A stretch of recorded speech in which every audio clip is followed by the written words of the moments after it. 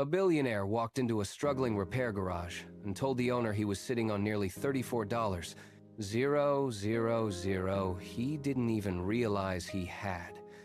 And this time, he proved it. 7 years earlier, the garage had been one of the busiest spots in town. Now, 2 empty bays, 1 dusty sedan on the lift, and hours where not a single car pulled in. The silence was louder than any engine noise. Earlier that same day, the billionaire had stopped by a cafe he used to visit often. "I'll take my usual," he said casually. The cashier hesitated. "Sorry, sir. I don't think we've met." He had been there multiple times that month. No recognition, no memory.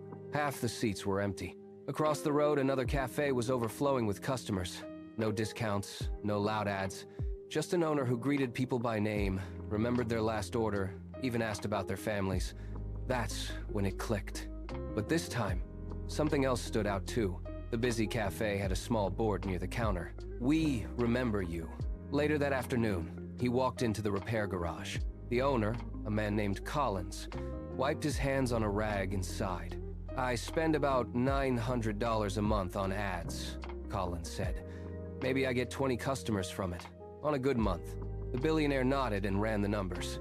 20 customers. About $160 per job. Roughly $3,200 in revenue. After expenses, almost nothing left. Then he asked, "How many customers have you served since you opened?" Collins thought for a second. "Maybe around 620. "And how many still come back regularly?" Collins gave a tired smile. "Maybe 22, if I'm lucky." The billionaire didn't react immediately. He walked over to a stack of old invoices, flipped through them, then looked back at him. "Your biggest asset isn't outside this shop. It's sitting right here in this pile." Collins frowned. "I don't get it." The billionaire leaned in slightly. "Over 500 people trusted you once, and you let them forget you existed."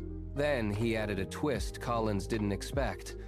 "And I guarantee you, some of them went to your competitors. Not because they're better, but because they were remembered." He grabbed a marker and wrote on a cardboard sheet nearby. "Cars need servicing at least twice a year. If just 110 of those old customers came back twice a year, that's over $34,000 already waiting for you." Collins shook his head. "I don't like disturbing people." The billionaire gave a slight smile. "You spend $900 every month interrupting strangers, but you're afraid to check on people who already trusted you with their car?" Then he gave him a simple but different approach. "Tonight, don't just send messages. Record short voice notes. Say their name. Mention their car. Ask one simple question. Is everything still running smoothly? No discounts. No selling. Just remind them you remember them." Then he added one more rule. "From today, every customer leaves with a promise you'll check in on them. Not for money. For relationship." Collins followed it. That same night, he sent out over 100 voice notes.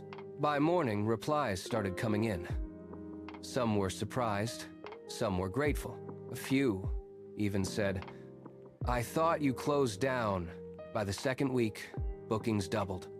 By the second month, all bays were filled again. And here's the twist he didn't expect. Some customers didn't just return. They brought friends, saying, "This guy actually cares." Within 6 months, Collins shut down his ad spend completely. The lesson is simple. Most businesses don't fail because they can't find customers. They fail because they forget the ones who already chose them.